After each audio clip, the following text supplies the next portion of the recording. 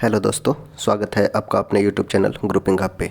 तो जैसा कि हम लोग ज्ञान बिंदु जीएस स्टडी का जो प्रीवियस ईयर क्वेश्चन था उसे देख रहे थे, और इसके अंतर्गत आज हम लोग देखने वाले हैं 1275 पोस्ट का जो द्वितीय पाली में परीक्षा हुई थी 17/12/2023 को।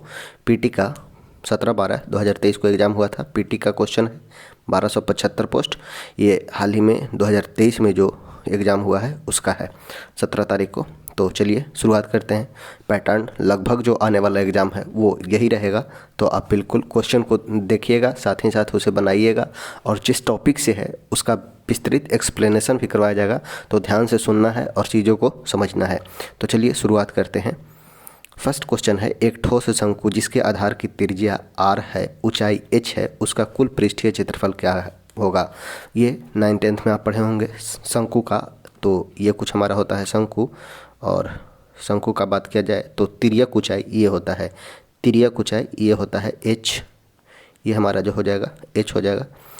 ये हो जाता है रेडियस, और ये तिरछी ऊंचाई होता है जिसे हम एल के नाम से जानते हैं, इसे एल के नाम से जानते हैं। तो पूछा गया है कुल पृष्ठीय क्षेत्रफल क्या होगा, तो pi r into l plus r होता है, pi r into l plus r. और एल को जो बतलाया गया है एल इक्वल टू होता है √r² plus h²। L equal to होता है √r² प्लस h²। तो pi r into r plus l, pi r into r plus l, l के जगह पे √h² प्लस r² हो जाएगा। तो ऑप्शन हो जाएगा सी।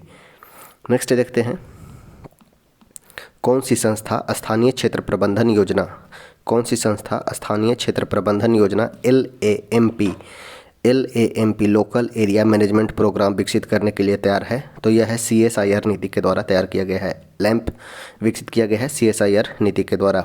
स्थानीय क्षेत्र प्रबंधन योजना का विकास CSIR नेरी के द्वारा किया गया है, CSIR नेरी के द्वारा किया गया है। CSIR नेरी ने दिल्ली के वायु प्रदूषण से निपटने के लिए ग्रिड आधारित रणनीति को विकसित किया है। बात किया जाए नेरी का, तो नेरी का स्थापना वर्ष 1958 में भारत सरकार द्वारा नागपुर में स्थापित और वित्त पोषित संस्था है। नेरी स्थापना होता है 1998 में, और याद रखना है हेडक्वार्टर है नागपुर। इसका उद्देश्य पर्यावरण और इंजीनियरिंग के क्षेत्र में नवाचार और अनुसंधान करना है। नेरी का मुख्य उद्देश्य पर्यावरण और इंजीनियरिंग के क्षेत्र में नवाचार और अनुसंधान करना है। नेक्स्ट देखते हैं, क्वेश्चन नंबर है 3। सुभाष चंद्र बोस द्वारा फॉरवर्ड ब्लॉक का गठन कब किया गया था। सुभाष चंद्र बोस ने फॉरवर्ड ब्लॉक का गठन 1939 में 3 मई 1939 को किया था। ऑल इंडिया फॉरवर्ड ब्लॉक की स्थापना 3 मई 1939 को सुभाष चंद्र बोस द्वारा की गई थी। फॉरवर्ड ब्लॉक का अखिल भारतीय सम्मेलन वर्ष 1940 में नागपुर में आयोजित किया जाता है। फॉरवर्ड ब्लॉक का अध्यक्ष सुभाष चंद्र बोस को और महासचिव HV कामत को चुना जाता है। याद रखना है, अध्यक्ष हैं सुभाष चंद्र बोस और महासचिव हैं HV कामत। सुभाष चंद्र बोस ने जर्मनी में फ्री इंडिया सेंटर की स्थापना की थी। जर्मनी में फ्री इंडिया सेंटर की स्थापना सुभाष चंद्र बोस द्वारा 1 सितंबर 1942 को सुभाष चंद्र बोस ने आज़ाद हिंद फौज की पहली डिवीज़न की स्थापना की थी। सुभाष चंद्र बोस से याद रखना है, दिल्ली चलो और तुम मुझे खून दो मैं तुम्हें आज़ादी दूंगा का नारा दिया गया था। दिल्ली चलो एवं तुम मुझे खून दो मैं तुम्हें आज़ादी दूंगा का नारा सुभाष चंद्र बोस दिए थे। नेक्स्ट है, क्वेश्चन नंबर है 4। पंजाब का ब्रिटिश साम्राज्य में विलय किस वर्ष हुआ था। पंजाब का ब्रिटिश साम्राज्य में विलय होता है वर्ष 1849 में। ऑप्शन हो जाएगा बी 1849 में। पंजाब का संपूर्ण हिस्सा 29 मार्च 1849 को ब्रिटिश साम्राज्य में मिला लिया जाता, विलय होता है 29 मार्च 1849 को। अगर बात किया जाए पंजाब का, तो प्रथम आंग्ल सिख युद्ध 1845-46 के समय भारत का गवर्नर जनरल लॉर्ड हॉर्डिंग और अंग्रेजी सेना का प्रमुख सर ह्यूग गफ था। अंग्रेजी सेना ने सितंबर 1845 में मुदकी, सितंबर 1845 में फिरोज शाह, जनवरी 1846 में बछोवाल और अलीवाल की लड़ाइयाँ लड़ी, परंतु फरवरी 1846 में हुई सबराओं की लड़ाई निर्णायक सिद्ध हुआ था। अंग्रेजों और सिख के बीच 9 मार्च 1946 को लाहौर की संधि होती है। 9 मार्च 1946 को लाहौर की संधि होती है। भैरवाल की संधि 22 दिसंबर 1846। याद रखना है, लाहौर की संधि और भैरवाल की संधि प्रथम आंग्ल सिख युद्ध से संबंधित था। भैरवाल की संधि 22 दिसंबर 1846 और 9 मार्च को होता है लाहौर की संधि। इसके तहत राजा दलीप सिंह के भैरवाल की संधि के तहत राजा दलीप सिंह के संरक्षण हेतु अंग्रेजी सेना का प्रवास पंजाब में मान लिया गया। द्वितीय आंग्ल सिख युद्ध होता है 1849 में। द्वितीय आंग्ल सिख युद्ध 1849 में हुआ। इस समय भारत का गवर्नर जनरल था लॉर्ड डलहौजी। द्वितीय आंग्ल सिख युद्ध के दौरान पहली लड़ाई चिलियांवाला की लड़ाई सिख नेता शेर सिंह और अंग्रेज कमांडर गफ के बीच होता है। सिख नेता शेर सिंह और कमांडर गफ के बीच द्वितीय आंग्ल सिख युद्ध की पहली लड़ाई चिलियांवाला की लड़ाई होती है। दूसरी लड़ाई द्वितीय आंग्ल सिख युद्ध के तहत दूसरी लड़ाई चिनाब नदी के किनारे चार्ल्स नेपियर के नेतृत्व में अंग्रेजों ने 21 फरवरी 1849 को लड़ी। इस युद्ध में सिख बुरी तरह पराजित होते हैं और लॉर्ड डलहौजी ने 29 मार्च 1849 को घोषणा द्वारा संपूर्ण पंजाब का विलय अंग्रेजी राज में कर लिया था। नेक्स्ट है क्वेश्चन नंबर 5। पूछा गया है choose the appropriate passive voice of the following sentence from the option given below. इसका पैसिव वॉइस खोजना है। People have seen wolves in the street. People have seen wolves in the street सही हो जाएगा। Wolves have been seen in the street by the people option हो जाएगा D. Wolves have been seen in the street by the people. Next है दक्षिण अफ्रीकी साथी Lord Harris के साथ मलोरका चैंपियनशिप में युगल ट्रॉफी जीतकर वर्ल्ड टूर पर अपना पहला खिताब किसने जीता है? तो यूकी भावरी ने जीता है। ऑप्शन हो जाएगा ए।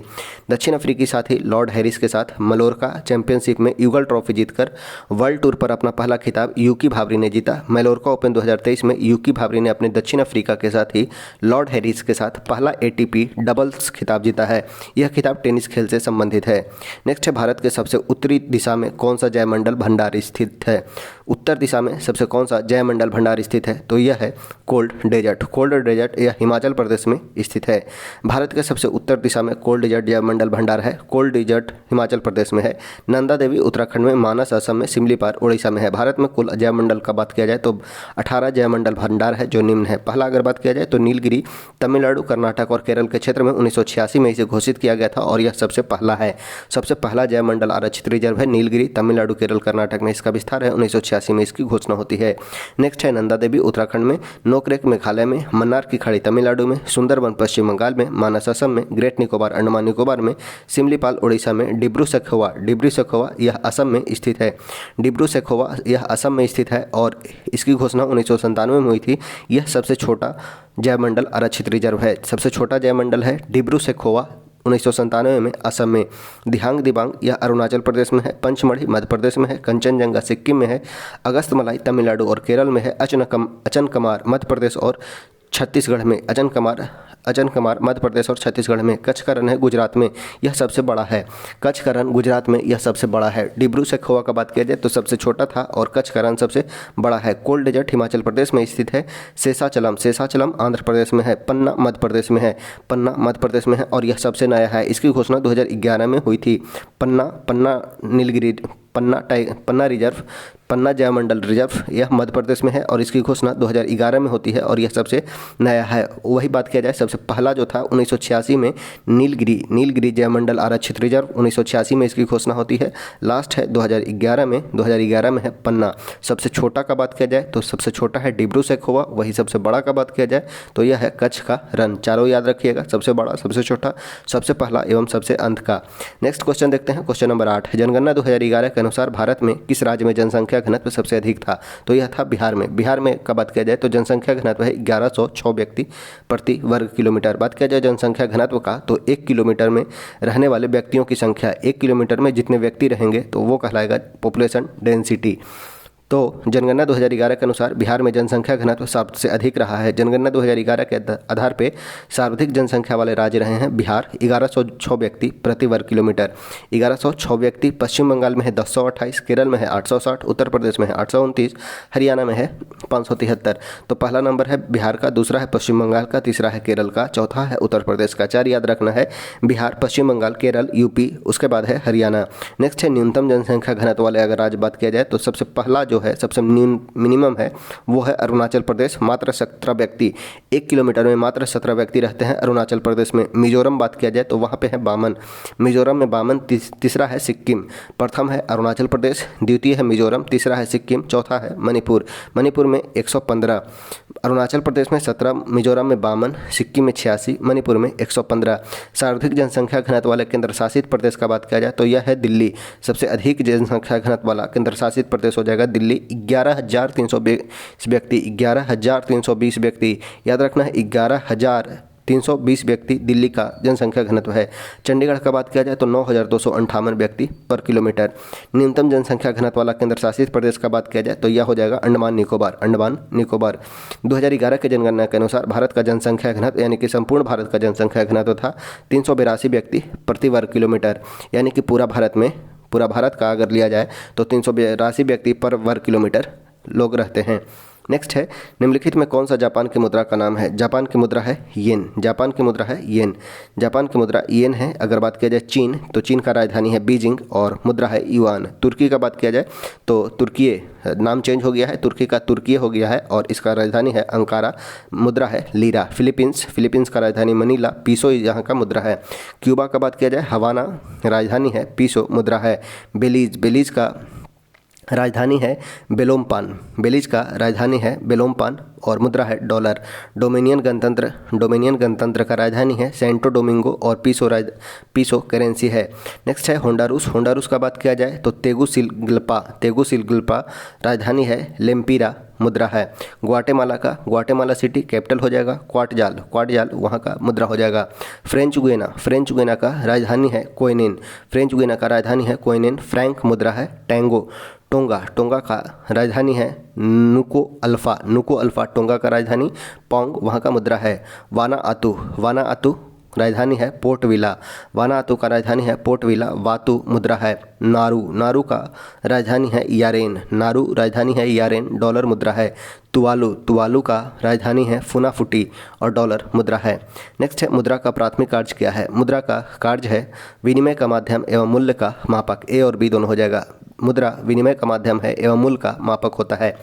मुद्रा का प्राथमिक कार्य विनिमय का माध्यम और मूल्य का मापक दोनों है। मुद्रा के प्राथमिक कार्यों को मुख्य कार्य भी कहा जाता है। इन कार्यों के अंतर्गत मुद्रा को उन कार्यों को सम्मिलित किया जाता है जो मुद्रा द्वारा प्रत्येक देश में संपादित किया जाते हैं। मुद्रा के दो प्राथमिक कार्य हैं। प्रथम अगर बात किया जाए तो विनिमय का माध्यम। आधुनिक अर्थव्यवस्था का आधार विनिमय ही है। विनिमय का कार्य मुद्रा द्वारा किया जाता है। वर्तमान में मुद्रा सबसे अधिक तरल साधन है। प्राचीन समाज में वस्तु विनिमय पद्धति प्रचलन थी। इस पद्धति में प्रत्यक्ष रूप से वस्तुओं का आदान प्रदान किया जाता था। यह मुद्रा मूल्य का भी मापक होता है। मुद्रा मूल्य मापन की इकाई का कार्य करती है। दूसरे शब्दों में कहा जाता है कि मुद्रा द्वारा मूल्य को मापा जा सकता है। मूल्य को मापने के लिए मुद्रा का प्रयोग करने से अधिक गणना की कार्य बहुत अधिक सरल हो जाती है। नेक्स्ट है क्वेश्चन नंबर 11, सर्वाधिक प्रचुरता वाला उत्पादन साधन कौन सा है? सर्वाधिक प्रचुरता वाला उत्पादन साधन कौन सा है? तो यह है श्रम। सर्वाधिक प्रचुरता वाला उत्पादन साधन है श्रम उत्पादन का सबसे प्रचुर और सक्रिय साधन है। पूंजी और भूमि जैसे निष्क्रिय कारक उत्पादन शुरू नहीं कर सकते हैं। भारत में श्रम उत्पादन का सबसे प्रचुर कारक है। यह उत्पादन का एक सक्रिय कारक भी है जिसके बिना भूमि और पूंजी किसी भी उत्पादन नहीं कर सकती है। अगर बात किया जाए उत्पादन का साधन का तो उत्पादन के 4 साधन होते हैं, भूमि, पूंजी, श्रम और साधन। नेक्स्ट है, श्रम के अभाव में किसी देश की प्राकृतिक संसाधन अल्प उपयोग में रहेंगे। उत्पादन के 4 कारक होते हैं, भूमि, श्रम, पूंजी और उद्यमी। भूमि, श्रम, पूंजी और उद्यमी। धन का वह अंश जिसका प्रयोग उत्पादन के लिए किया जाता है उसे पूंजी कहते हैं। नेक्स्ट है, 2 सेक्टर अर्थव्यवस्था प्रारूप में समग्र मांग होती है।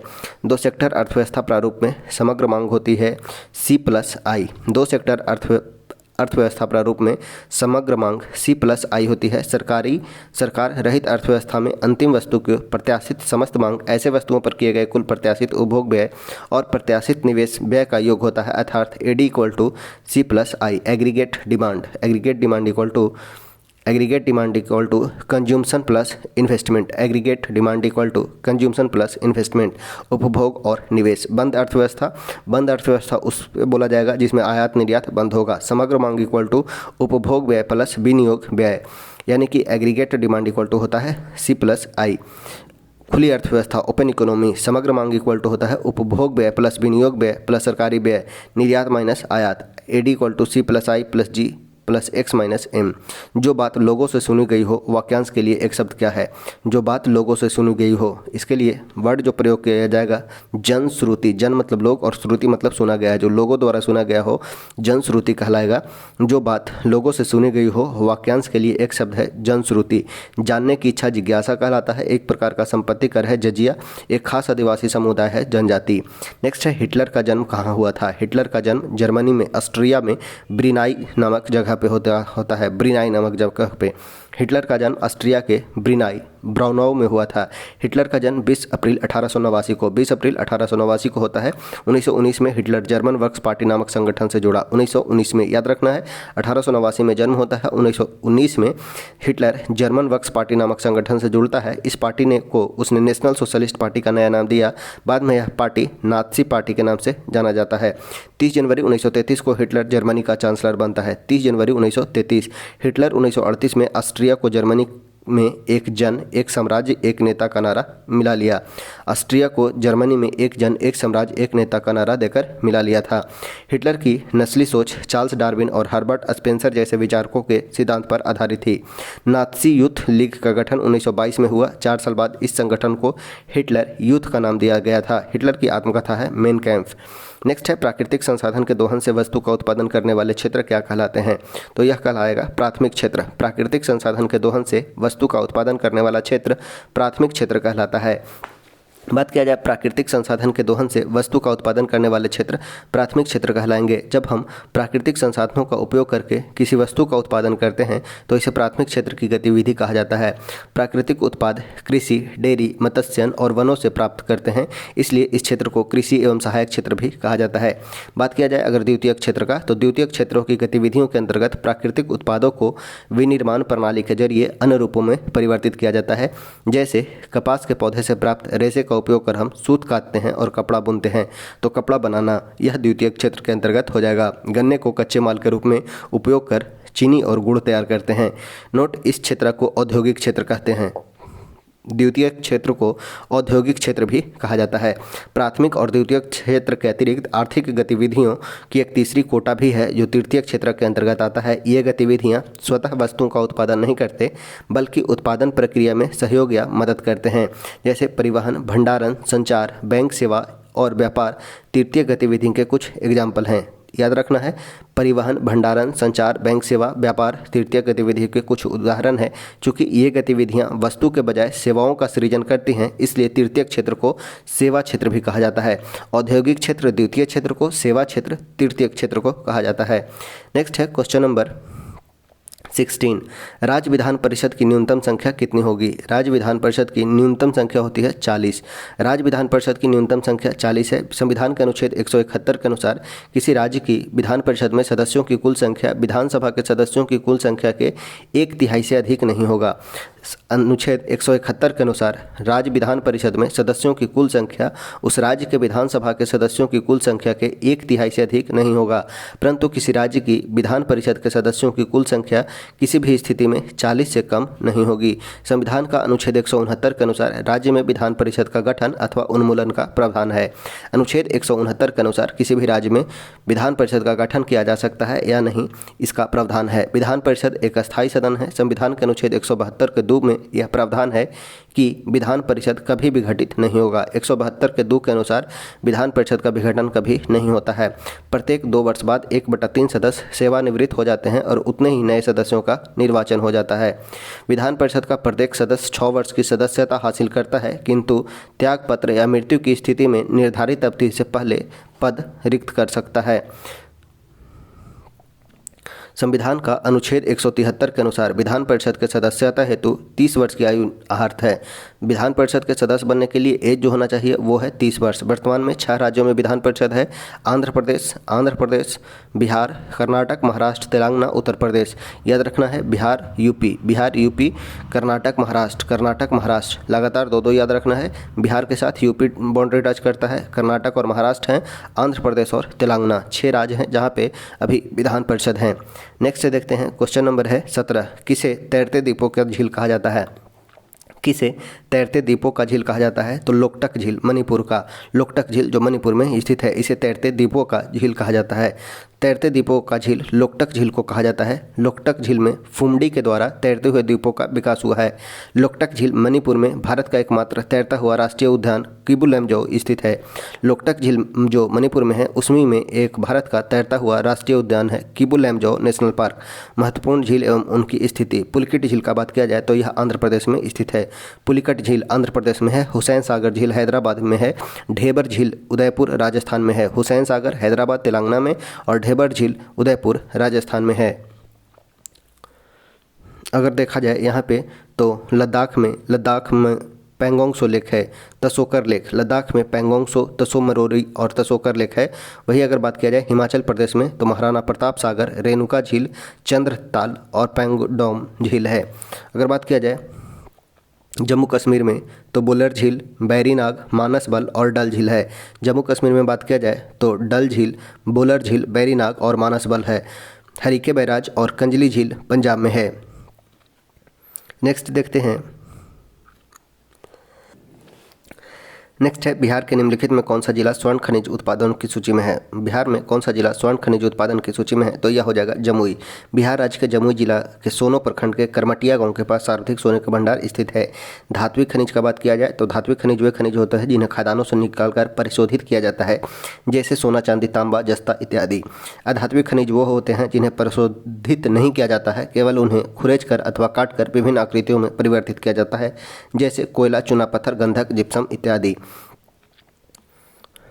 बात किया जाए देश में सबसे ऊंचे कोटि का चूना पत्थर, देश में सबसे ऊंचे कोटि का चूना पत्थर रोहतास एवं कैमूर जिला में फैले कैमूर के पठार में पाया जाता है, जैसे पाइराइट्स, डोलेमाइट आदि। बिहार के प्रमुख खनिज का बात किया जाए तो सोना सबसे अधिक जमुई के करमटिया गांव में पाया जाता है। सोना सबसे अधिक जमुई के करमटिया गांव में। सीसा का बात किया जाए तो भागलपुर में पाया जाता है सीसा। क्वार्ट्ज का बात किया जाए तो क्वार्ट्ज भी पाया जाता है जमुई में। गंधक तो रोहतास और अमझोर में गंधक पाया जाता है। कोयला बिहार के औरंगाबाद जिला में पाया जाता है, कोयला औरंगाबाद में। यूरेनियम का बात किया जाए तो यूरेनियम पाया जाता है गया में। फायर क्ले का बात किया जाए तो मुंगेर और रोहतास। बेरिलियम गया और नवादा क्षेत्र में बेरिलियम पाया जाता है। डोलोमाइट रोहतास में पाया जाता है, रोहतास में।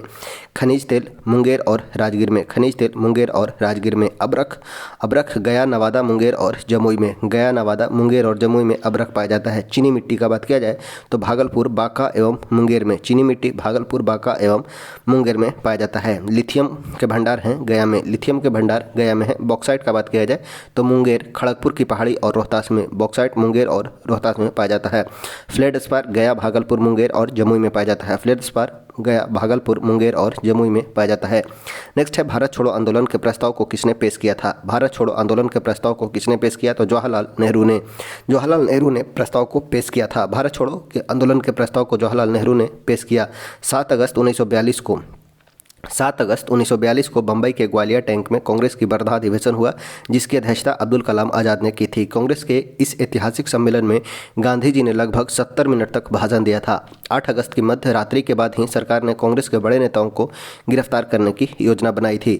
9 अगस्त 1942 की सुबह ऑपरेशन जीरो आवर के तहत कांग्रेस के सभी महत्वपूर्ण नेता गिरफ्तार कर लिए गए, जिसमें गांधी जी को आगा खा पैलेस में रखा गया था। गांधी जी को आगा खा पैलेस याद रखना है, यहाँ से क्वेश्चन पूछा जाता है गांधी जी को कहाँ गिरफ्तार किया गया था, जवाहरलाल नेहरू को और राजेंद्र प्रसाद को। तो गांधी जी को आगा खां पैलेस में, जवाहरलाल नेहरू को अल्मोड़ा जेल में, राजेंद्र प्रसाद को बांकीपुर जेल पटना में, मौलाना अब्दुल कलाम आज़ाद को बांकुड़ा जेल में रखा गया था। करो या मरो का नारा गांधी जी के द्वारा दिया गया था। मुस्लिम लीग एवं अम्बेडकर ने भारत छोड़ो आंदोलन का विरोध किया था। भारत छोड़ो आंदोलन के उपरांत मुस्लिम लीग एवं कांग्रेस के बीच संवैधानिक गतिरोध को दूर करने के लिए सी राजगोपालाचारी ने 1944 में द वे आउट नामक पैम्फलेट जारी किया था, जिसे CR फॉर्मूला के नाम से जाना गया। भारत छोड़ो आंदोलन के उपरांत मुस्लिम लीग कांग्रेस के बीच संवैधानिक गतिरोध को दूर करने के लिए सी राजगोपालाचारी ने 1944 में द वे आउट नामक पैम्फलेट जारी किया, जिसे CR फॉर्मूला के नाम से जाना गया था। 1 अगस्त 1942 को इलाहाबाद में तिलक दिवस मनाया गया था। 1942 के आंदोलन का सबसे ज़्यादा प्रभाव बंगाल, बिहार और संयुक्त प्रांत मद्रास और बम्बई में था। सबसे अधिक प्रभाव 1942 का बंगाल, बिहार और संयुक्त प्रांत मद्रास, बम्बई में था। नेक्स्ट है क्वेश्चन नंबर है 20। किस मध्यकालीन संत के उपदेश अभंग में संकलित है। किस मध्यकालीन संत के उपदेश जो है अभंग नामक बुक में संकलित है, तो तुकाराम का। मध्यकालीन संत तुकाराम की शिक्षा अभंगों के रूप में संकलित है। तुकाराम शिवाजी के समकालीन थे। तुकाराम ने हिंदू मुस्लिम एकता पर बल दिया तथा वरकरी संप्रदाय की स्थापना की। वरकरी संप्रदाय के संस्थापक हैं संत तुकाराम। अभंग विट्ठल या निठोबा की स्तुति में गाए छंदों को कहते हैं।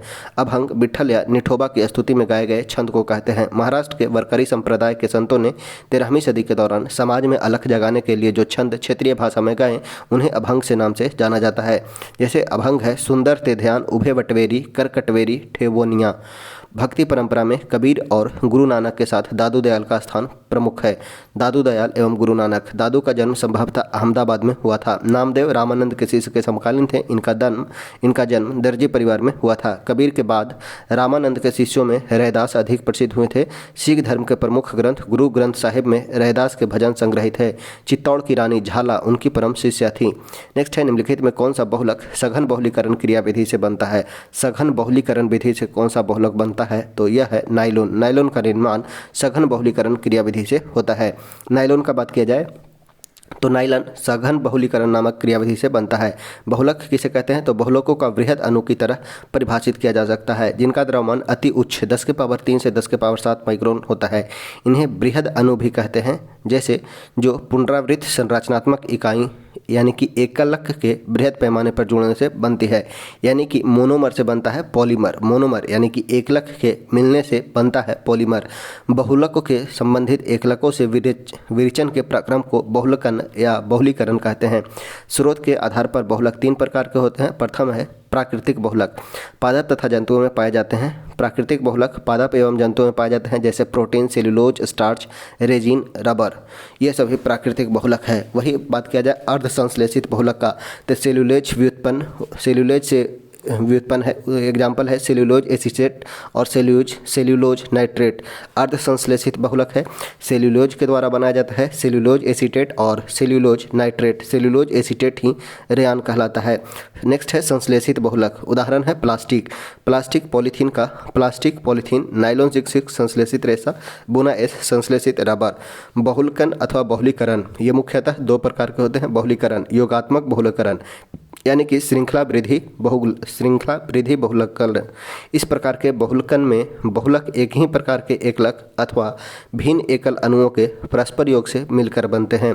प्रयुक्त होने वाले एकलक असंतृप्त यौगिक होते हैं जैसे एल्कीन, एल्काडाइन और उनके व्युत्पन्न। योगज बहुलक का उदाहरण है पॉलीथीन, टेफ्लॉन, पॉलीक्रोनोलाइटाइल, अर्लाइन इत्यादि। सघन बहुलकन पदसह वृद्धि बहुलकन। इस प्रकार के बहुलकन में सामान्यतः 2 क्रियात्मक एकलकों की पुनरावृत्ति सघन अभिक्रियाओं में परिणाम स्वरूप सरल अणु जैसे जल, एल्कोहल, हाइड्रोजन क्लोराइड आदि जैसे सरल अणु का ह्रास हो सकता है और उच्च आणविक द्रव्यमान वाले सघन बहुलक बनते हैं। सघन बहुलक का एग्जाम्पल हो जाएगा पॉलीएमाइड, नायलॉन 6 और नायलॉन 6। सघन बहुलक का एग्जाम्पल याद रखना है पॉलीएमाइड, नायलॉन 6 और नायलॉन 6। पॉलिएस्टर, फ्रिनॉल फॉर्मल्डिहाइड बहुलक है। मेलामाइन फॉर्मल्डिहाइड बहुलक है। टेरिलीन अथवा डेक्रोन। व्यापारिक महत्व के कुछ अन्य बहुलक। पॉलीमर है एकलक। पॉलीप्रोपीन प्रोपीन के द्वारा बनाया जाता है। प्रोपीन एकलक है और प्रोपीन के मिलने से पॉलीप्रोपीन बनता है जिसका उपयोग रस्सी, खिलौना, पाइप, रेशा आदि बनाने में होता है। स्टाइरीन से बनता है पॉलीस्टाइरीन। विद्युत रोधी वस्तुओं को लपेटने, खिलौने, रेडियो और टेलीविजन कैबिनेट बनाने में यूज किया जाता है। स्टाइरीन बहुलक हो जाएगा। स्टाइरीन के मिलने से बनेगा पॉलीस्टाइरीन जिसका यूज विद्युत रोधी वस्तुओं को लपेटने, खिलौने, रेडियो, टेलीविजन कैबिनेट बनाने में यूज किया जाता है। विनाइल क्लोराइड का बहुलक होता है विनाइल क्लोराइड। इसका बहुलक से निर्माण होगा पॉलीविनाइल जिसका यूज बरसाती बैग, वाइनल क्लोराइड, फर्श और पाइप बनाने में किया जाता है। यूरिया और फॉर्मल्डिहाइड से बनेगा यूरिया फॉर्मल्डिहाइड। न टूटने वाले कप और पटलित चादर बनाने में किया जाता है। एथिलीन ग्लाइकोल और थैलिक अम्ल का यूज ग्लिप्टल बनाने में। एथिलीन ग्लाइकोल और थैलिक अम्ल का बहुलक जो हो जाएगा वो हो जाएगा ग्लिप्टल जिसका यूज प्रलेप और प्रलाच बनाने में किया जाता है। फिनॉल फॉर्मल्डिहाइड का यूज फिनॉल और फॉर्मल्डिहाइड से बैकेलाइट का निर्माण होता है। फिनॉल और फॉर्मल्डिहाइड बैकेलाइट का मोनोमर है जिसका यूज कंघी, विद्युत स्विच, बर्तन के हत्थे और कंप्यूटर डिस्क बनाने में किया जाता है। प्राकृतिक रबर Cis14 पॉलीआइसोप्रीन है और सल्फर के साथ वल्कनीकरण प्रक्रिया के द्वारा अधिक कठोर बनाया जाता है। नियोप्रीन और बुना N संश्लेषित बराबर है। संश्लेषित बहुलकों के अपशिष्ट में स्थितिज पर्यावरणीय संकट को देखते हुए कुछ जैव निम्नीकरण बहुलक जैसे PHBV और नायलॉन 2 नायलॉन 6 का विकल्प के रूप में विकसित किया गया है। टेफ्लॉन आवरण का 300 डिग्री से अधिक ताप पर क्षरण हो जाता है। एक्रिलिक रेशा धब्बों, रसायन कीट एवं कवक के प्रति अच्छे प्रतिरोधी होते हैं। नेक्स्ट है प्रथम विश्व युद्ध के प्रभाव के रूप में महिलाओं ने नई भूमिका में प्रवेश किया, क्यों? प्रथम विश्व युद्ध के प्रभाव के रूप में महिलाओं ने नई भूमिका में प्रवेश किया क्योंकि उन्होंने युद्ध काल में कारखाने, कार्यशालाओं एवं व्यापारिक प्रतिष्ठानों में काम करना आरंभ किया था। प्रथम विश्व युद्ध के प्रभाव के फलस्वरूप उन्होंने युद्ध काल में कारखाना, कार्यशाला एवं व्यापारिक प्रतिष्ठानों में काम करना आरंभ कर दिया था। प्रथम विश्व युद्ध के प्रभाव के रूप में महिलाओं ने नई भूमिका में प्रवेश किया क्योंकि उन्होंने युद्ध काल में कारखाना, कार्यशाला, व्यापारिक प्रतिष्ठान में काम करना प्रारंभ किया गया महिलाओं के द्वारा। नेक्स्ट है प्रथम विश्व युद्ध का बात किया जाए तो 29 जुलाई 1914 से 11 नवंबर 1918 तक होता है। 29 जुलाई 1914 से 11 नवंबर 1918। तत्कालिक कारण 28 जून 1914 को ऑस्ट्रिया के सिंहासन के उत्तराधिकारी आर्क ड्यूक फर्डिनेंड की और उनकी पत्नी की बोस्निया की राजधानी सेरोजोवा में हत्या होती है। प्रथम विश्व युद्ध के दौरान लड़े गए प्रमुख युद्ध का बात किया जाए तो टेनबर्ग का युद्ध 1914 में, मार्न का युद्ध 5 से 10 सितंबर 1914 के बीच, सरी बाइर और सबुला खाड़ी का युद्ध 6 से 10 अगस्त 1915 को। नेक्स्ट देखते हैं, ये सभी अभी क्वेश्चन में बहुत ज़्यादा इंपॉर्टेंट नहीं है, तो जो ज़्यादा इंपॉर्टेंट नहीं है उसे नेग्लिकेट करके चलेंगे। मित्र राष्ट्र का बात किया जाए, यहाँ से क्वेश्चन पूछा जाता है मित्र राष्ट्र में कौन कौन से थे, तो मित्र राष्ट्र में इंग्लैंड, फ्रांस, रूस और जापान है। मित्र राष्ट्र में इंग्लैंड, फ्रांस, रूस और जापान है। वही केंद्रीय शक्ति का बात किया जाए तो जर्मनी, ऑस्ट्रिया, हंगरी और तुर्की है। जर्मनी, ऑस्ट्रिया, हंगरी और तुर्की केंद्रीय शक्ति है। प्रथम विश्व युद्ध के बाद पराजित जर्मनी ने 28 जून 1919 के दिन वर्साय की संधि पर हस्ताक्षर किया था। याद रखना है, वर्साय की संधि के तहत प्रथम इस विश्व युद्ध की समाप्ति होती है और इसमें जर्मनी ने 28 जून 1919 को हस्ताक्षर किया था। 28 जून 1919 को। द्वितीय विश्व युद्ध का बात किया जाए तो 1 सितंबर 1939 को जर्मनी ने पोलैंड पर आक्रमण कर द्वितीय विश्व युद्ध प्रारंभ किया गया। 1 सितंबर 1939 जर्मनी का पोलैंड पर आक्रमण। द्वितीय विश्व युद्ध का अंत 14 अगस्त 1945 को जापान के आत्मसमर्पण के बाद समाप्त हुआ। नेक्स्ट करते हैं, अगर बात किया जाए मित्र राष्ट्र का तो ब्रिटेन, फ्रांस, रूस, संयुक्त राज्य अमेरिका मित्र राष्ट्र के अंतर्गत थे। वही धुरी राष्ट्र में जर्मनी, इटली और जापान था। जर्मनी, इटली और जापान धुरी राष्ट्र के अंतर्गत आता था। नेक्स्ट है, बिहार के निम्नलिखित जिलों में किसमें आपको अधिकतम क्षेत्रफल में अति सघन वन मिलेंगे? अति सघन वन बिहार के किस जिला में मिलेंगे? तो यह है पश्चिमी चंपारण में। बिहार में पश्चिमी चंपारण जिले में सर्वाधिक अति सघन वन पाए जाते हैं। भारत एवं वन स्थिति रिपोर्ट प्रतिवर्ष 2 वर्ष पर भारतीय वन सर्वेक्षण द्वारा जारी किया जाता है। सर्वप्रथम वन स्थिति रिपोर्ट 1987 में प्रकाशित की गई थी। सबसे पहली बार वन स्थिति रिपोर्ट 1987 में प्रकाशित की गई थी। वन स्थिति रिपोर्ट 2021 के अनुसार बिहार का वृक्षावरण है 2341 वर्ग किलोमीटर, जो राज्य के कुल भौगोलिक का 2.48% है। वन स्थिति रिपोर्ट 2021 के अनुसार बिहार का वनावरण है 7380 वर्ग किलोमीटर, जो राज्य के कुल भौगोलिक क्षेत्रफल का 7.84% है। जिला में वनावरण देखते हैं तो सघनता के अनुसार सबसे अति घने वन पश्चिमी चंपारण में पाए जाते हैं। अति घने वन पश्चिमी चंपारण में, मध्य रूप से घने वन पश्चिमी चंपारण में और खुले वन कैमूर में है। खुले वन का प्रतिशत सबसे अधिक कैमूर में है। बिहार में विभिन्न प्रकार के वनों के अंतर्गत अति सघन वन है 70%, मध्यम सघन वन है 40 से 70% एवं खुले वन है 10 से 40%। 10% से अधिक शिखर घनत्व और 1 हेक्टेयर या अधिक क्षेत्रफल वाले वृक्षाच्छादित भूमि को वनाच्छादन माना जाता है। नेक्स्ट है, भारत में किस केंद्र शासित प्रदेश में 2011 में न्यूनतम जनसंख्या घनत्व रहा? सबसे मिनिमम जनसंख्या घनत्व कहाँ रहा है? तो अंडमान निकोबार में। अंडमान निकोबार में 2011 के अनुसार सबसे मिनिमम जनसंख्या घनत्व रहा है और यह है 46 व्यक्ति प्रति वर्ग किलोमीटर। जनसंख्या घनत्व की दृष्टि से न्यूनतम जनसंख्या वाले केंद्र शासित प्रदेश हैं अंडमान निकोबार द्वीप समूह, जिसमें 46 व्यक्ति वर्ग किलोमीटर प्रति रहते हैं। दादरा नगर हवेली में 700, लक्षद्वीप में 2149 और दिल्ली में 11,000 समथिंग। जनसंख्या घनत्व की दृष्टि से न्यूनतम जनसंख्या वाले हैं अरुणाचल प्रदेश 17 व्यक्ति, मिजोरम 52 व्यक्ति और सिक्किम 86 व्यक्ति। नेक्स्ट है, भारतीय संविधान में कौन से भाग में कल्याणकारी राज्य की संकल्पना की गई है? कल्याणकारी राज्य की संकल्पना भारतीय संविधान के किस भाग में है? तो राज्य के नीति निर्देशक तत्व में। राज्य के नीति निर्देशक तत्व में, जिसका वर्णन संविधान के भाग 4 में 36 से अनुच्छेद 36 से 51 तक किया गया है।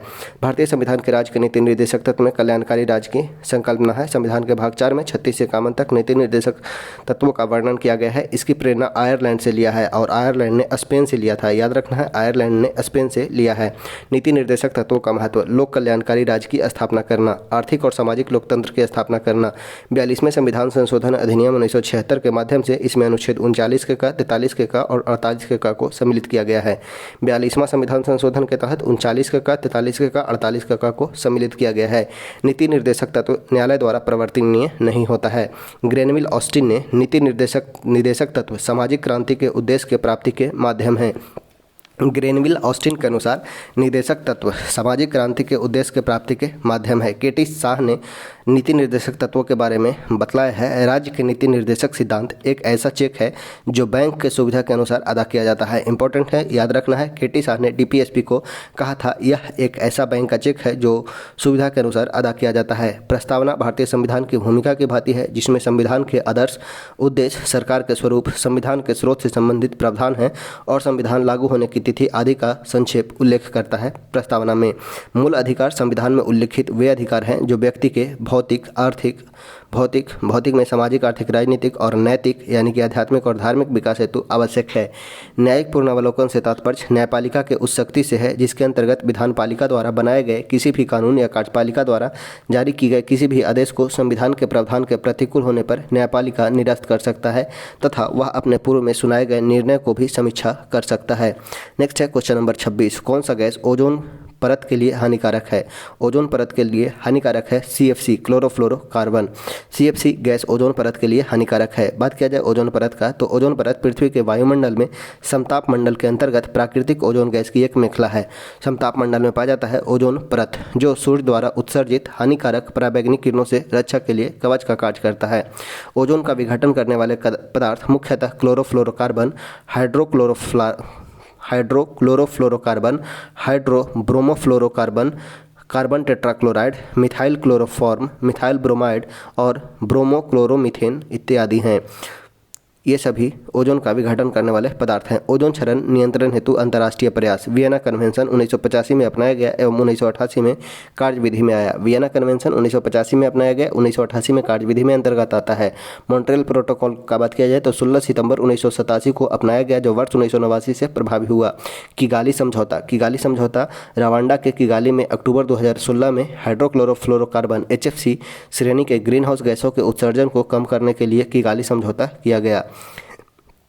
नेक्स्ट है 6400 रुपये का 6% प्रतिवर्ष की दर से 11 फरवरी से 7 जुलाई 2022 तक साधारण ब्याज क्या होगा? तो हमें P दिया गया है, रेट दिया गया है, डेट दिया गया है, समय दिया गया है 11 फरवरी से 7 जुलाई तक।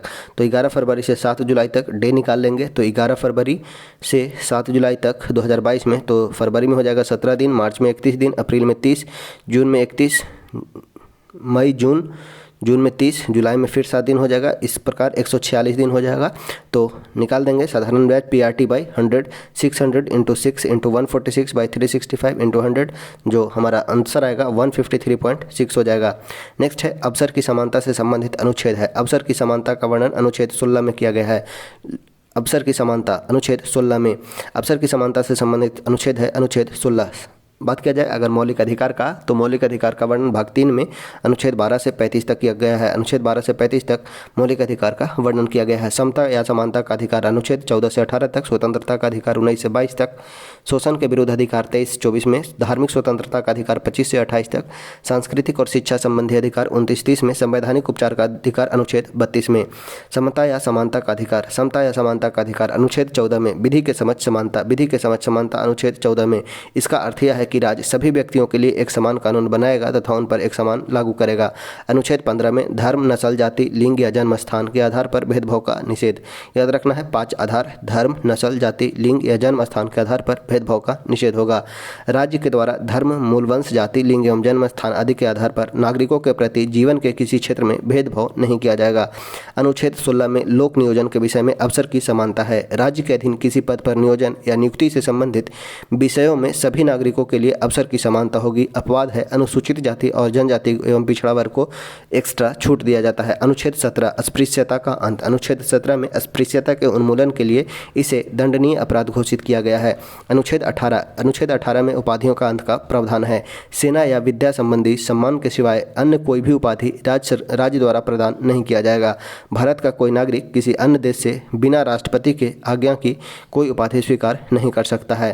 नोट: भारत सरकार द्वारा भारत रत्न, पद्म विभूषण, पद्म भूषण, पद्मश्री एवं सेना द्वारा परमवीर चक्र, महावीर चक्र, वीर चक्र आदि पुरस्कार अनुच्छेद 18 के तहत ही दिए जाते हैं।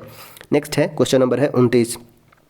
फ्रांस की शासक लुईस 16वां किस राजवंश से था? तो यह बुर्बो राजवंश से संबंधित है। लुईस 16वां बुर्बो राजवंश से संबंधित है। फ्रांस का शासक लुईस 16वां का संबंध है बुर्बो राजवंश से। 1774 में लुईस 16वां फ्रांस का राजगद्दी पर बैठता है। फ्रांस की क्रांति 14 जुलाई 1789 को होता है। लुईस 16वां के शासनकाल में मिरासियो और ओबेसिये ने 20 जून 1789 को नेशनल असेंबली का गठन किया था। अपने विद्रोही प्रजा की शक्ति का अनुमान करके लुईस 16वां ने नेशनल असेंबली को मान्यता दे दी और यह भी मान लिया कि उसकी सत्ता पर अब से संविधान का अंकुश होगा। 4 अगस्त 1789 की रात को असेंबली ने करों, कर्तव्यों और बंधन वाली सामंती व्यवस्था के उन्मूलन का आदेश दिया। नेशनल असेंबली ने सन 1791 में संविधान का प्रारूप बनाया। सन 1791 में संविधान ने कानून बनाने का अधिकार नेशनल असेंबली को सौंपा। 21 सितंबर 1792 को नेशनल असेंबली ने राजतंत्र का अंत कर दिया और फ्रांस को एक गणतंत्र घोषित किया। लुईस 16वां को न्यायालय द्वारा देशद्रोह के आरोप में मौत की सजा सुना दी गई थी। 21 जनवरी 1793 को प्लेस डी ला कॉर्नॉड में उसे सार्वजनिक रूप से फांसी दी गई। फ्रांस का राष्ट्रगान रॉजेट द लाइल द्वारा रचित है मार्सिले। रॉजेट द लाइल द्वारा रचित मार्सिले है। नेक्स्ट है क्वेश्चन नंबर है 30। क्वेश्चन नंबर है 30। रस संवेदी ग्राही का पता लगाते हैं किसके द्वारा? रस संवेदी ग्राही का पता स्वाद का पता रस संवेदी ग्राही स्वाद का पता लगाते हैं। ऑप्शन हो जाएगा सी, रस संवेदी ग्राही स्वाद का पता लगाते हैं। ये जीभ पर मौजूद होते हैं, स्वाद कलिकाओं में समान रूप से फैली होती है। संवेदी ग्राही विशेष अंग जैसे आँख, कान, नाक और मुंह के साथ आंतरिक अंगों में भी होते हैं। जीभ का सारा पृष्ठ छोटे छोटे अंकुरों पैपिल से ढका होता है। इसमें स्वाद कलियां टेस्ट बड होते हैं जिसमें मनुष्य को विभिन्न प्रकार के स्वादों का ज्ञान होता है। 4 प्राथमिक स्वाद किस्मों को आमतौर पर मीठा, खट्टा, नमकीन और कड़वे के रूप में पहचाना जाता है। जीभ का सिरा यानी कि अग्रभाग मिठास का नमकीनपन के प्रति अधिक संवेदनशील होता है। जीभ दांत के भीतरी सतह को साफ और चिकना रखता है तथा भोजन को निगलने और हमें बोलने में भी मदद करता है। यह है रस संवेदी। अगर बात किया जाए घ्राण ग्राही का, तो यह घ्राण न्यूरॉन्स की सतह पर मौजूद होता है। इसका मुख्य कार्य गंध को महसूस करना। घ्राण ग्राही हमारे नाक में स्थित होता है। काय संवेदी ग्राही, मानव में यह ग्राही स्पर्श और तापमान का अनुभव करते हैं। काय संवेदी ग्राही स्पर्श और तापमान का अनुभव करते हैं। नेक्स्ट है क्वेश्चन नंबर है 31। कौन सा तत्व उसके प्रतीक की जोड़ी सही है? मरकरी का बात किया जाए तो मरकरी यानी कि Pb, मरकरी Hg होता है हाइड्रोजनम, लेड होता है Pb, सोडियम होता है Na, नेट्रियम, सिल्वर होता है Ag, अर्जेंटिनम। सोडियम Na में तो ये सही हो जाएगा, ऑप्शन डी हो जाएगा वो सही। सोडियम Na में तत्व और उसके प्रतीक की जोड़ी सही है। किसी भी तत्व का प्रतीक चिन्ह उसके लैटिन नाम से लिया जाता है। जैसे सोडियम को लैटिन नाम है नेट्रियम कहा जाता है और इसका प्रतीक है Na। जैसे हाइड्रोजन का H, पोटेशियम, सोडियम का नेट्रियम Na होता है। पोटेशियम को कैलियम के नाम से जाना जाता है, कैलियम, और प्रतीक होता है के। आयरन यानी कि फेरम और Fe संकेत होता है। अर्सेनिक As अर्सेनिक होता है। सिल्वर को अर्जेंटिनम कहा जाता है, अर्जेंटिनम। Ag प्रतीक होता है टीन का होता है अस्टैनम और प्रतीक होता है Sn। एंटीमनी Sb होता है टंगस्टन का संकेत होता है W, टंगस्टन का होता है W। गोल्ड होता है ऑरम का संकेत हो जाएगा Au। मरकरी हाइड्रोजनम और संकेत होता है Hg, मरकरी संकेत होता है हाइड्रोजनम और Hg संकेत हो जाएगा लेड प्लम्बम, Pb संकेत होता है रेडॉन, Rn संकेत हो जाएगा। नेक्स्ट है क्वेश्चन नंबर 32। सेंटियागो राजधानी है कहाँ की? सेंटियागो कहाँ की राजधानी है? तो चिली की राजधानी है सेंटियागो। चिली की राजधानी सेंटियागो चिली की राजधानी है। विश्व के प्रमुख देशों की राजधानी है मुद्रा। उरुग्वे क्या राजधानी है? मोंटविडियो राजधानी है उरुग्वे। राजधानी मुद्रा है पीसो। गुयेना का राजधानी है गुरुएना का राजधानी है जॉर्जटाउन और मुद्रा है डॉलर। पेरू का राजधानी है लीमा, न्यू शोल वहाँ की मुद्रा है। ब्राजीलिया राजधानी है रियल, मुद्रा है। इक्वाडोर का राजधानी क्वेटो, अमेरिकन डॉलर मुद्रा है। अर्जेंटीना राजधानी है ब्यूनस आयर्स और पीसो मुद्रा है। बोलिविया लापाज राजधानी है लापाज, बोलिवियानो मुद्रा है। बरमुडा का राजधानी हैमिल्टन, डॉलर मुद्रा है। बहमास का राजधानी है नशाओ और डॉलर मुद्रा है। नेक्स्ट है निम्नलिखित में कौन सा अल नीनो का प्रभाव नहीं है। कौन अल नीनो का प्रभाव नहीं है। अल नीनो का प्रभाव इनमें से कौन सा जो है वो नहीं हो जाएगा। तो इनमें से अल नीनो का प्रभाव नहीं है वो हो जाएगा यह पेरू के तट के जल का तापमान कम कर देता है। पेरू के तट के जल को तापमान अल नीनो नहीं बल्कि ला नीनो करता है। यह पेरू के तट के जल को तापमान कम कर देता है, अल नीनो का प्रभाव नहीं है। अल नीनो का बात किया जाए तो अल नीनो एक जटिल मौसम तंत्र है। अल नीनो एक जटिल मौसम तंत्र है जो हर 5 या 10 साल के बाद प्रकट होता है। अल नीनो का शाब्दिक अर्थ है बालक ईशा, क्योंकि इस जलधारा दिसंबर के महीने में क्रिसमस के आसपास नजर आती है। इस तंत्र में महासागरीय और वायुमंडलीय परिघटनाएं सम्मिलित होती है। पूर्वी प्रशांत महासागर में यह पेरू के तट के निकट उष्ण समुद्रीय धारा के रूप में प्रकट होती है। यह धारा पेरू तट के जल का तापमान 10 डिग्री सेल्सियस तक बढ़ा देते हैं, जिसके निम्नलिखित परिणाम होते हैं। भूमंडलीय वायुमंडल परिसंचरण में विकृति होती है, समुद्री जल के वाष्पन में अनियमितता होता है एवं प्लवक की मात्रा में कमी होती है, जिससे समुद्र में मछलियों की संख्या कम जाती है। नेक्स्ट है यूनेस्को का मुख्य कार्य क्या है। यूनेस्को का मुख्य कार्य शिक्षा, विज्ञान और संस्कृति में अंतर्राष्ट्रीय सहयोग द्वारा शांति की स्थापना करना। United nation education and scientific children emergency fund UNESCO UNESCO का मुख्य कार्य शिक्षा, विज्ञान, सांस्कृतिक एवं अंतर्राष्ट्रीय सहयोग द्वारा शांति की स्थापना करना है। संयुक्त राष्ट्र शैक्षणिक, विज्ञान एवं सांस्कृतिक संगठन संयुक्त राष्ट्र की एक विशेष एजेंसी है। यह शिक्षा, विज्ञान एवं सांस्कृतिक के क्षेत्र में अंतर्राष्ट्रीय सहयोग के माध्यम से शांति स्थापित करने का प्रयास करता है। यूनेस्को का बात किया जाए तो स्थापना होता है 16 सितंबर 1945 को किया गया, जिसका मुख्यालय है पेरिस, फ्रांस में। यूनेस्को के निम्नलिखित उद्देश्य हैं।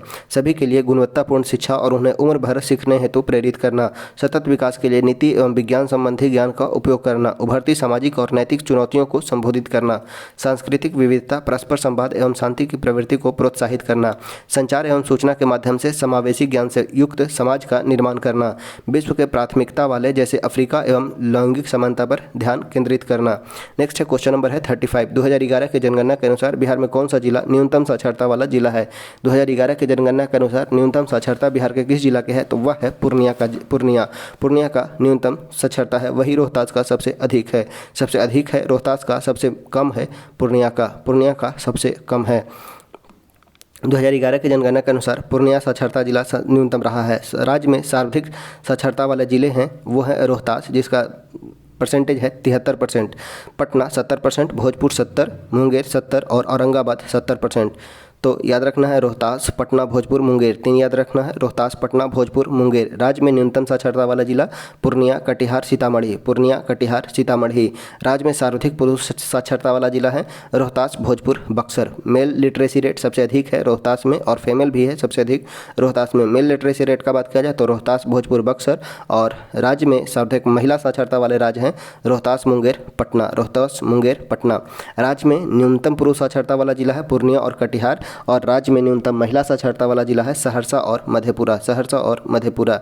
बिहार राज्य का साक्षरता दर है 61.8%, जिसमें पुरुष साक्षरता है 71.2 और महिला है 51.8%।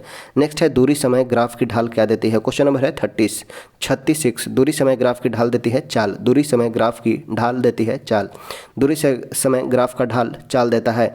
दूरी समय ग्राफ समय के साथ किसी वस्तु की स्थिति परिवर्तन में एक सुविधाजनक पैमाना अपनाकर दूरी समय ग्राफ द्वारा व्यक्त किया जाता है। इस ग्राफ में समय को एक्स अक्ष पे और दूरी को वाई अक्ष पर प्रदर्शित किया जाता है। दूरी समय ग्राफ को विभिन्न अवस्था में प्रदर्शित किया जाता है, जैसे वस्तु एक समान चाल या असमान चाल से चल रहा है, विरामावस्था से चल रहा है आदि। तो ये हमारा ढाल चाल देगा। जब कोई वस्तु समान दूरी समान समयांतराल में तय करती है तब इसकी चाल एक समान होती है, अतः वस्तु के द्वारा तय की गई दूरी के लिए समय अनुक्रमानुपाती होता है। इस प्रकार एक समान चाल के लिए समय के साथ तय की गई दूरी का ग्राफ एक सरल रेखा है, जैसा कि चित्र में दिखलाया गया है। नेक्स्ट है क्वेश्चन नंबर 37। कलाशोक किस राजवंश से संबंधित था। तो यह इनका कलाशोक का संबंध है शिशुनाग वंश से।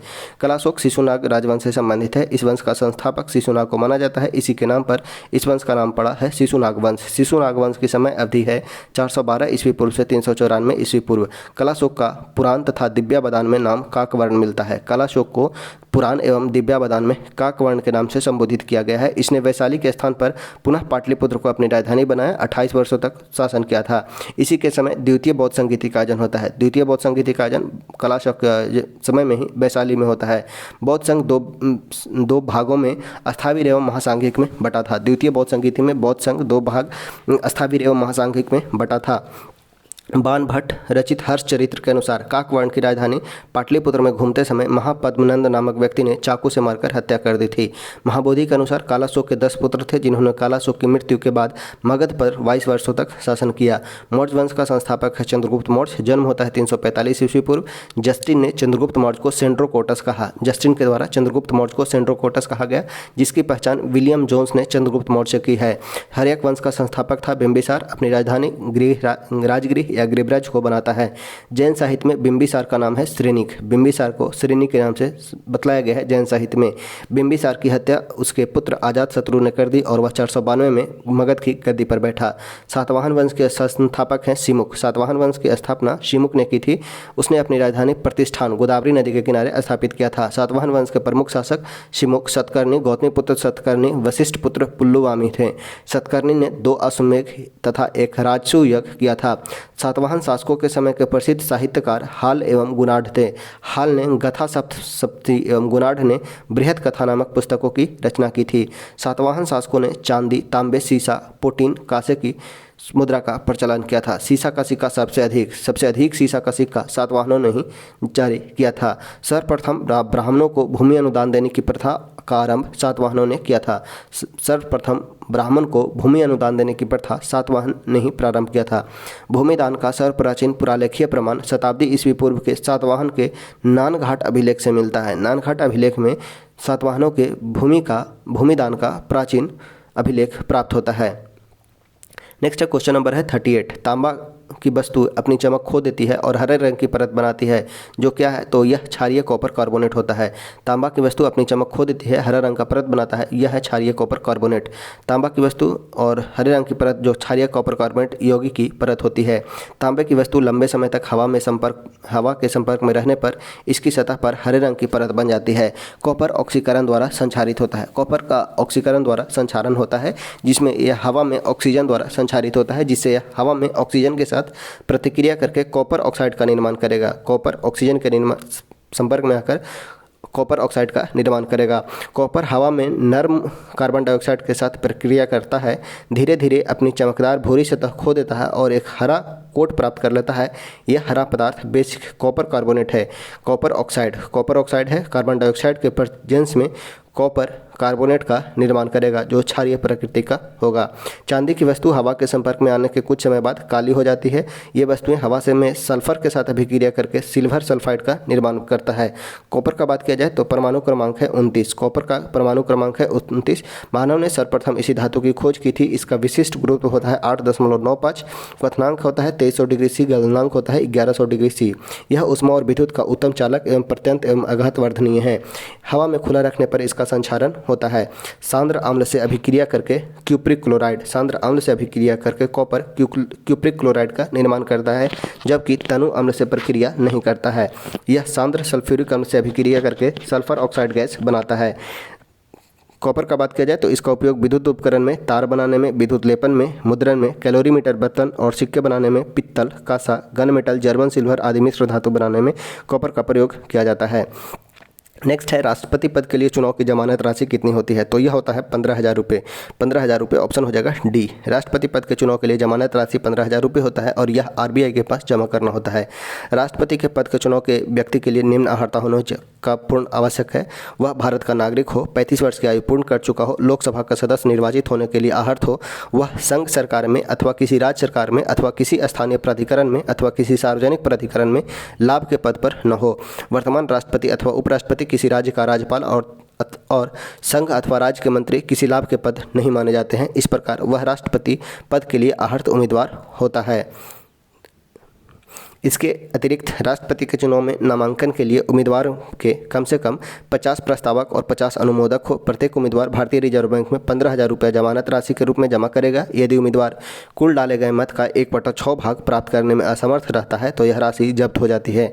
1997 से पूर्व प्रस्तावक और अनुमोदक की संख्या 10-10 थी तथा जमानत राशि 2500 रुपया थी। 1997 में इसे बढ़ा दिया गया ताकि उन उम्मीदवारों को हतोत्साहित किया जा सके जो गंभीरता से चुनाव नहीं लड़ते हैं।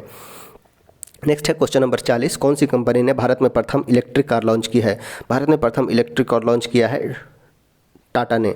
भारत की प्रथम इलेक्ट्रिक कार लॉन्च की गई है टाटा कंपनी के द्वारा। लव बर्ड भारत की पहली इलेक्ट्रिक कार थी जिसे 1993 में टाटा ने बनाया था। टाटा ग्रुप एक निजी व्यावसायिक समूह है। टाटा समूह के जनक जमशेदजी टाटा थे। टाटा समूह को आगे ऊंचाइयों पर ले जाने में रतन टाटा जी का महत्वपूर्ण योगदान है। नेक्स्ट है लाल लैटेराइट मिट्टियाँ किस फसल के लिए अधिक उपयुक्त हैं? तो यह काजू के लिए उपयुक्त माना जाता है। लाल लैटेराइट मिट्टियाँ सबसे अधिक उपयोगी होता है काजू के लिए। लाल लैटेराइट मिट्टी काजू फसल के लिए उपयुक्त माने जाते हैं। लैटेराइट मिट्टी इस मिट्टी का विकल्प उन क्षेत्रों में होता है जहां उच्च तापमान एवं भारी वर्षा होती है। अधिक वर्षा के कारण जल के साथ चूना और सिलिका का निक्षालन हो जाता है तथा लोहे के ऑक्साइड और एल्युमिनियम के यौगिक मिट्टी में शेष बच जाते हैं। यह साधारणतः लाल भूरे रंग की होती है एवं मुख्य रूप से पश्चिमी घाट के पर्वत के गिरिपथ क्षेत्रों में एक लंबी पट्टी के रूप में केरल, कर्नाटक, महाराष्ट्र, ओडिशा के पठारी क्षेत्र, राजमहल के पहाड़ी क्षेत्र, छोटा नागपुर के पठार, असम के पहाड़ी क्षेत्र एवं मेघालय के पठार में पाई जाती है। यह मिट्टी रबर और कॉफ़ी के फसल के लिए सबसे अच्छी मानी जाती है। इस मिट्टी में मुख्यतः चाय, कहवा, रबड़, सिनकोना, काजू, मोटे अनाज एवं मसालों की कृषि की जाती है। नेक्स्ट है द्रव अवस्था से गुजरे बिना गैसीय अवस्था में का सीधे ठोस अवस्था में परिवर्तन क्या कहलाता है? तो यह निक्षेपण कहलाएगा। डिपोजिशन वह प्रक्रिया जिसमें द्रव अवस्था से गुजरे बिना गैसीय अवस्था का सीधे ठोस में परिवर्तन होता है निक्षेपण या डिकम्पोजिशन कहलाता है। निक्षेपण। जमाव, इसे वाष्प जमाव भी कहते हैं, जो अर्ध ऊर्ध्वपातन के विपरीत होता है। यह एक थर्मोडायनामिक प्रक्रिया है। जमाव तब होता है जब गैस के रूप में कोई पदार्थ अवस्था बदलकर ठोस बन जाता है। गैसीय पदार्थ मध्यवर्ती तरल अवस्था को दरकिनार कर जमा हो जाता है। जमाव का एक उदाहरण होता है वायुमंडल में जल वाष्प सीधे बर्फ में बदल जाता है, जैसे पाला बनना। दूसरा उदाहरण चिमनी के दीवारों पर जमा होने वाला कालिक है। उदरपातन एक प्रकार का चरण परिवर्तन है जो तब होता है जब कोई ठोस तरल चरण को छोड़कर सीधे गैस में बदल जाता है। इसका एक समान उदाहरण ठोस कार्बन डाइऑक्साइड है जिसे सूखी बर्फ के रूप में जाना जाता है। यह एक एंडोथर्मिक प्रक्रिया है जो किसी पदार्थ के चरण आरेख में उस त्रिक बिंदु के नीचे होता है।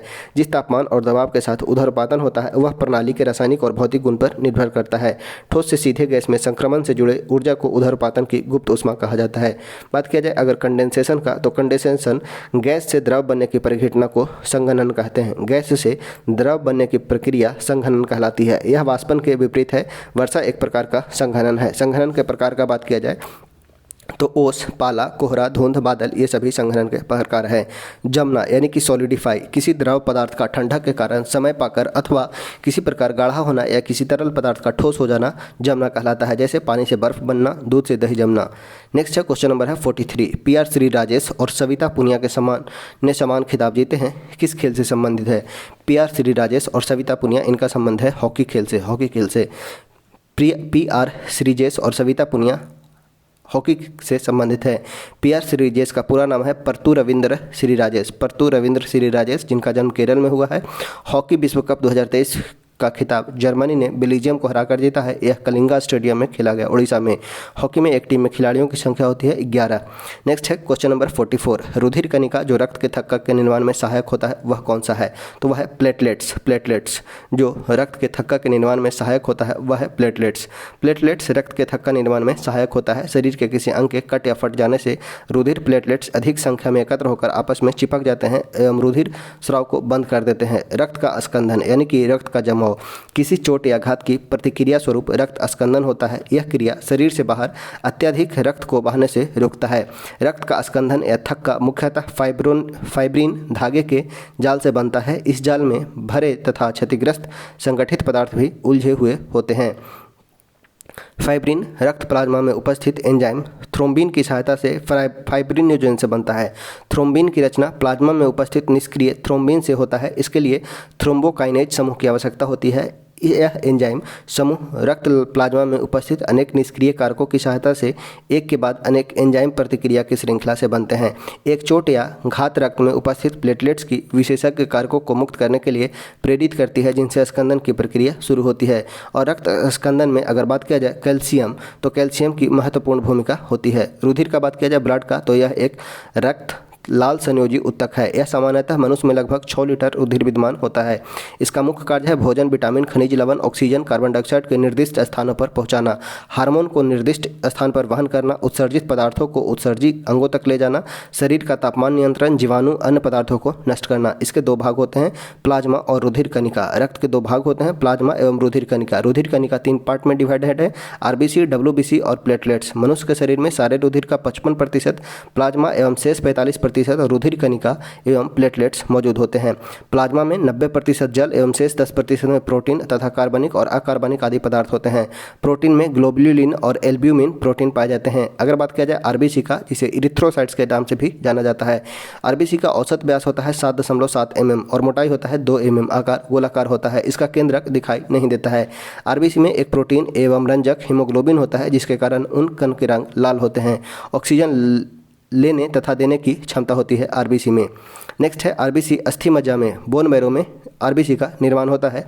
जीवन काल 90 से 120 दिनों में प्लीहा में होता है। आरबीसी का जीवन काल 90 से 120 दिन होता है। बोन मैरो में निर्माण होता है और प्लीहा में इनका डेड होता है। शिराओं का रुधिर नीला या बैंगनी एवं धमनियों का रुधिर लाल या गुलाबी रंग का होता है। फुफ्फुस सिरा प्लूमिनरी के अतिरिक्त सभी सिराओं के रुधिर में कार्बन डाइऑक्साइड और फुफ्फुस धमनी प्लूमिनरी अरेटरी के अतिरिक्त सभी धमनियों के रुधिर में ऑक्सीजन पाया जाता है। श्वेत रक्त कणिका डब्ल्यूबीसी, इसे ल्यूकोसाइट्स के नाम से भी जाना जाता है, अनियमित आकृति होती है। डब्ल्यूबीसी की आकृति अनियमित होती है। इसमें केंद्रक होता है पर हीमोग्लोबिन नहीं रहता है। यह 2 प्रकार के होते हैं, ग्रेन्युलोसाइट और एग्रेन्युलोसाइट। ग्रेन्युलोसाइट जिसमें कण पाए जाएंगे, यह 3 प्रकार के होता है, न्यूट्रोफिल्स, इस्नोफिल्स और बेसोफिल। ये सभी अस्थि मज्जा में बनता है। डब्ल्यूबीसी में न्यूट्रोफिल संख्या में सर्वाधिक अधिक और बेसोफिल्स सबसे कम पाया जाता है। नेक्स्ट है एक ग्रेन्युलोसाइट, जिसमें कण नहीं पाए जाते हैं और ये 2 प्रकार के होते हैं, लिम्फोसाइट और मोनोसाइट। लिम्फोसाइट और मोनोसाइट, अगर बात किया जाए लिम्फोसाइट और मोनोसाइट का, तो ये लिम्फोड में बनते हैं, लिम्फोड में बनते हैं।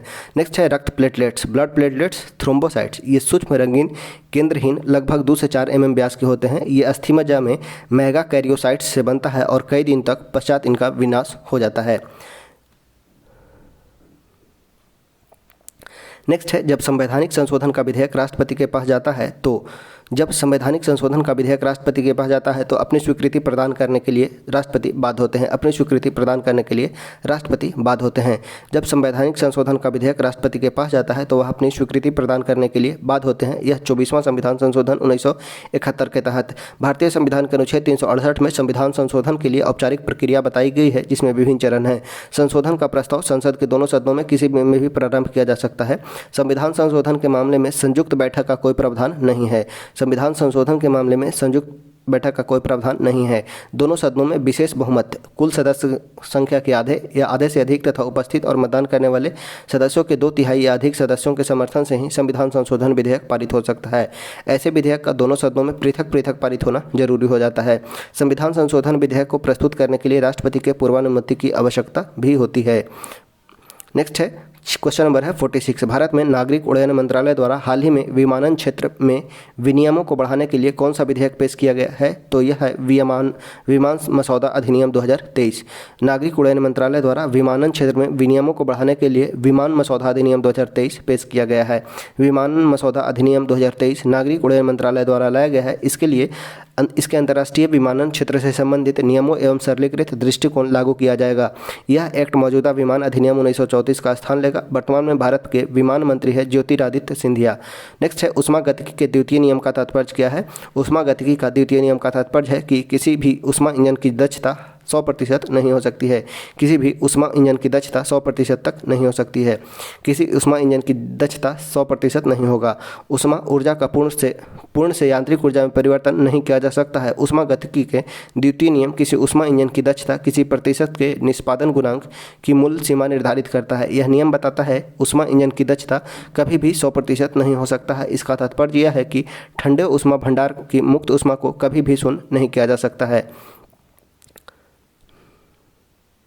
नेक्स्ट है क्वेश्चन नंबर है 48। निम्न में किस कारण से मांगी गई मात्रा में वृद्धि और कमी होगी? किस कारण से मांगी गई मात्रा में वृद्धि और कमी होगा? तो संबंधित वस्तु की कीमत में परिवर्तन से, संबंधित वस्तु की कीमत में परिवर्तन से, संबंधित वस्तु की कीमत में परिवर्तन से मांगी गई मात्रा में वृद्धि और कमी होता है। वस्तु की कीमत घटने पर मांग बढ़ती है एवं कीमत बढ़ने पर मांग घटती है। शर्त होता है आय में परिवर्तन न हो, वस्तु साधारण हो, उपभोक्ता की रुचि आदत में परिवर्तन न हो। अपवाद होता है मांग का नियम घटिया वस्तु गिफिन वस्तु पर लागू नहीं होता है। युद्ध और आपात की स्थिति में यह नियम लागू नहीं होता है। क्वेश्चन नंबर है 49। भारतीय संविधान का कौन सा अनुच्छेद राष्ट्रपति को जानकारी देने के लिए संबंध में प्रधानमंत्री के कर्तव्य से संबंधित है? तो यह है अनुच्छेद 78। अनुच्छेद 78 का संबंध है भारतीय संविधान का अनुच्छेद 78 राष्ट्रपति को जानकारी देने के संबंध में प्रधानमंत्री के कर्तव्य से संबंधित है। भारतीय संविधान का अनुच्छेद 52 के माध्यम से राष्ट्रपति के पद का प्रावधान है। 61 में राष्ट्रपति पर महाभियोग चलाने की प्रक्रिया का प्रावधान है। अनुच्छेद 75 में प्रधानमंत्री की नियुक्ति राष्ट्रपति करेगा, अन्य मंत्रियों की नियुक्ति प्रधानमंत्री की सलाह पर राष्ट्रपति के द्वारा की जाएगी। वही अनुच्छेद 73 का बात किया जाए तो संघ की कार्यपालिका शक्ति का विस्तार का वर्णन किया गया है अनुच्छेद 73 में। नेक्स्ट है क्वेश्चन नंबर है 50। क्रिकेट विश्व कप 2023 के फाइनल के संदर्भ में निम्नलिखित में कौन सा कथन सही है? कौन सा कथन इनमें से सही, कौन सा कथन सही है? तो सही जो हो जाएगा वो हो जाएगा, सही जो हो जाएगा ऑस्ट्रेलिया ने विश्व कप में 6 विकेट जीता है। ऑस्ट्रेलिया ने विश्व कप में 6 विकेट जीता है, ये ऑप्शन सही हो जाएगा, ऑप्शन नंबर बी। अगर बात किया जाए क्रिकेट विश्व कप 2023 के फाइनल में ऑस्ट्रेलिया ने भारत को 6 विकेटों से हराया है। क्रिकेट विश्व कप 2023 पुरुष 2023 का फाइनल नरेंद्र मोदी स्टेडियम अहमदाबाद गुजरात में खेला गया। फाइनल में ऑस्ट्रेलिया ने भारत को हराकर 6ठी बार विश्व कप जीत लिया है। भारत 1983 तथा 2011 में विश्व कप जीता है। इस विश्व कप में सर्वाधिक रन विराट कोहली ने बनाया जबकि सर्वाधिक विकेट मोहम्मद शमी ने लिया था। स्मरणीय है कि विश्व कप 2023 का आयोजन भारत में किया गया है। तो इस प्रकार से हम आज 50 क्वेश्चन देखें और टाइम थोड़ा ज़्यादा हो गया है तो वीडियो को यहीं पे करते हैं समाप्त। जो नेक्स्ट पार्ट आएगा 51 से आएगा, 51 से 100 तक नेक्स्ट पार्ट में आएगा। तो चलिए, वीडियो अगर पसंद आया है तो एक लाइक ज़रूर कीजिएगा, साथ ही साथ दोस्तों को शेयर भी कीजिएगा। ओके, धन्यवाद।